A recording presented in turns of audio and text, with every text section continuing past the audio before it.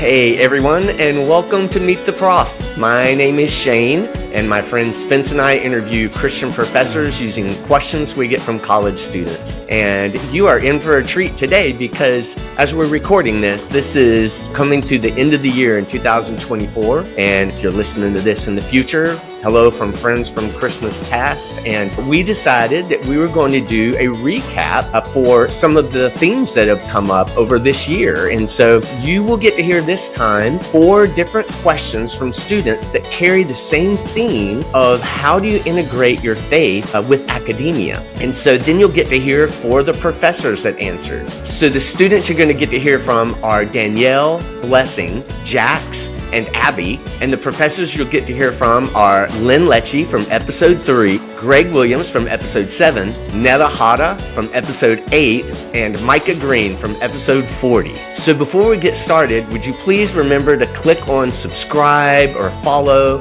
wherever you're listening or watching this. And I'd especially encourage you to subscribe to us on YouTube. It doesn't cost anything, but that's a point where we're trying to reach a lot of college students there. And as always, if you want to get to know these professors more or find other Christian faculty in the country, you can check us out on meettheprof.com and look up professors based on their names, if you know their names, or the campus you're looking for, by state. You can do searches for professors in a lot of different ways. And so, well, let's jump in. Here is our highlight reel from 2024 based on integrating faith and academia. Hi, my name is Danielle Cooper, and I'm a senior studying business management and leadership at UNSW.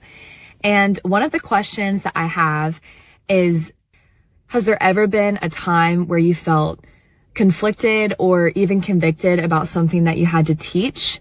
And how has your faith grown at a secular university rather than a Christian-based university?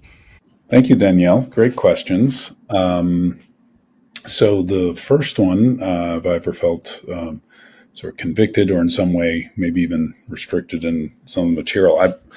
It's one thing that's interesting about academic freedom is while there is this sort of broad coverage that is needed in certain areas, you actually have a fair amount of flexibility in how you cover topics.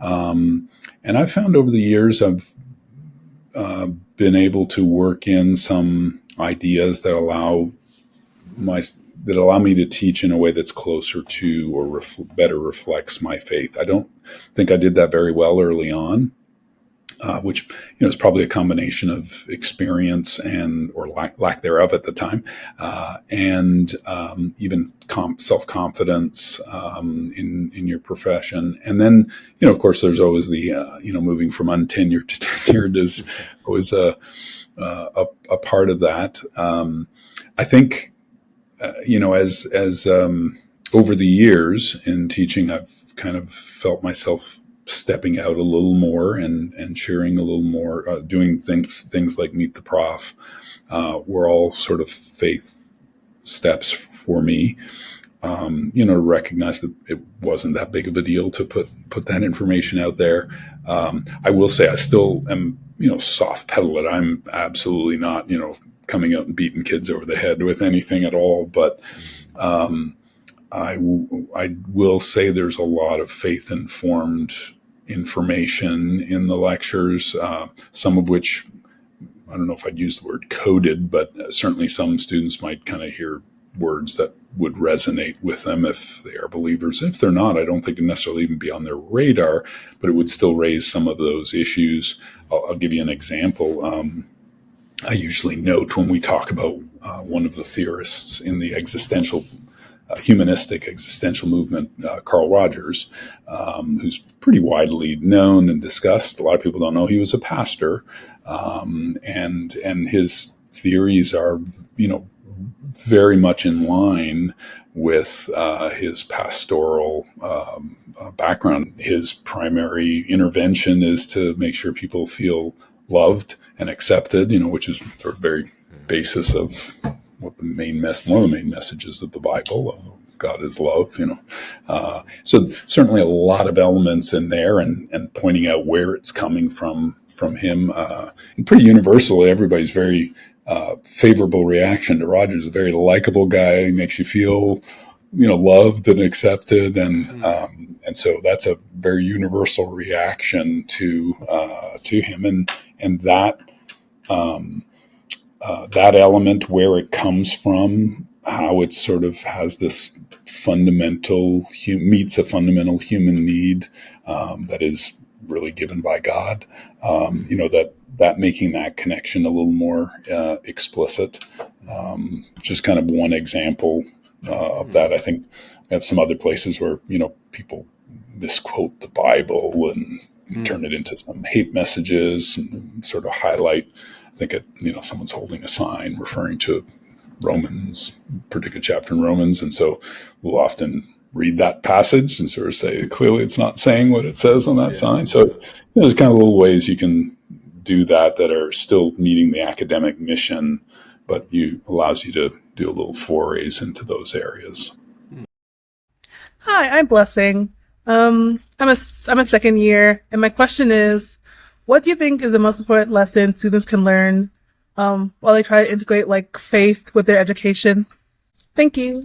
Well, so from my perspective as a believer, I believe that, kind of like Spence mentioned earlier, it's my faith is my worldview. That's the underpinning of everything I do. And I also believe that God puts us in the world to meet needs and serve others. And you can do that in a bunch of different ways. So I did it as an engineer, and I did it as a engineering manager. So in the where I used to work, I would try to demonstrate living as Christ would live and how I interacted with my coworkers. And for the work that I did that was for others, it was the underpinning of who I am. A nurse can do that. A doctor can do that. A teacher can do that. A janitor can do that. It's what's the motivation for why you're doing it, regardless of the particular job that you have. So I think in fact, I think that's what makes the world go around. Thank goodness we're not all a bunch of engineers trying to, be Christian engineers. It would just be a horrible place. Thank goodness there's musicians and artists and politicians and these people that do their vocation with the underpinning of a biblical, godly worldview that can just showing love. Hey professors, hope you guys are doing well. Shane asked me to bring in a question, and so this is a question I've been thinking about. So just you as obviously Christian professors, how do y'all incorporate your faith and just your beliefs into sometimes the curriculum that may necessarily not be they just have Christian beliefs, it might be secular. So how do you do that? Appreciate you answering this question. Hope you have a good day. Okay, the curriculum. Okay, so for me, there is a chapter in the class that I teach every semester that is about politics and religion. So when I first saw those two topics, I was like, oh, this is going to be really hard to teach. I pray about it, and I ask the Holy Spirit to inspire me. And I ended up incorporating the topic of Holy Week, because teaching Spanish and coming from a Hispanic country, Holy Week is very, very sacred and very important, and it's completely focused on religion. So I tell the students there's no Easter bunny, nothing wrong with the Easter bunny, but we review, the different happenings on every day of that week, how it's celebrated, what does it mean to people, how families get together, what kind of meals are shared during that week. And I just shared, how my family has celebrated, how I celebrated since I was a child, how I'm celebrating it now. And I also tell my students that I'm a believer. I wear my cross as much as possible. That's great. I have my little ring too. Nice. And for people on YouTube, they can see it. And even though it's not on the syllabus itself, we have what we call Canvas, which is a platform where we put all of the documents that we use for our classes.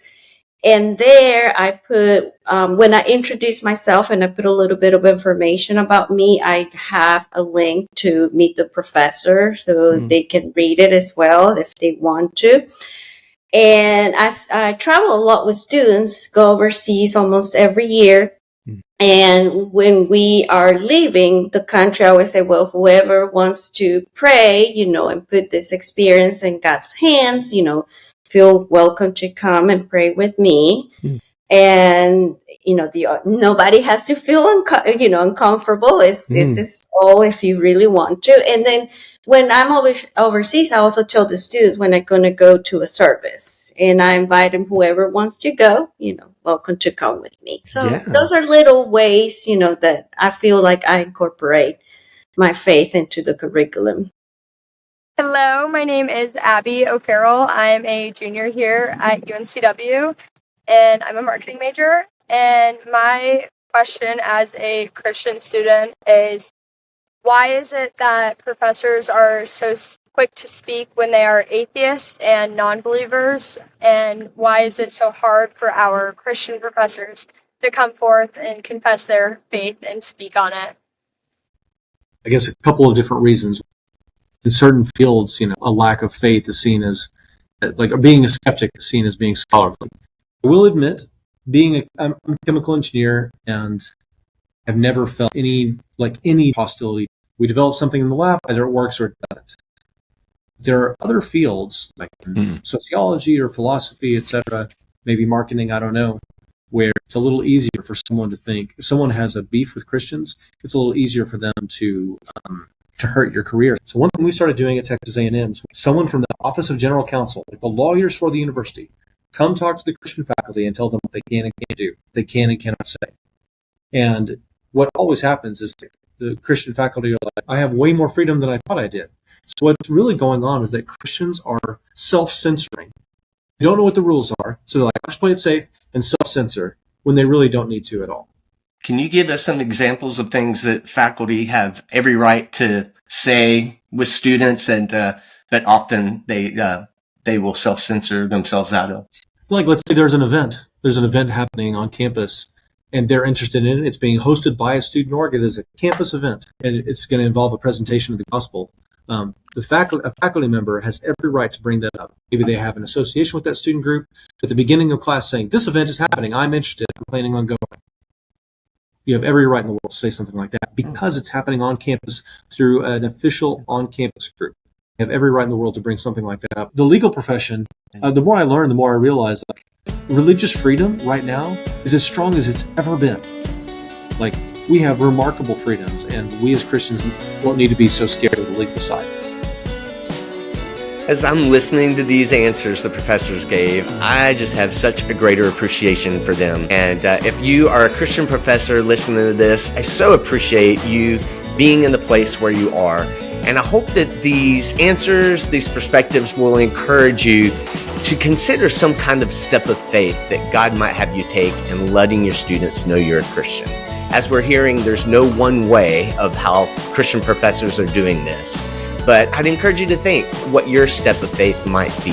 And if you are a college student and you'd be interested in sending a question to us to ask the Christian professors, find us on Instagram at MeetTheProfOfficial and send us a DM with a question you have for professors. We'd love to try to include it. And if you are a Christian professor and you'd be interested in sharing with others how you came to faith in Christ, please look us up on meettheprof.com and then click on Submit a Profile. It's really quick, really easy.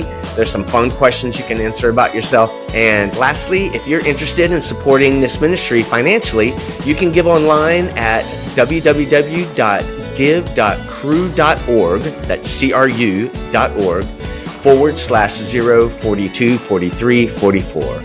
So thank you so much for joining us. And until next time, we hope this encourages you to have a Christ-centered conversation on your college campus.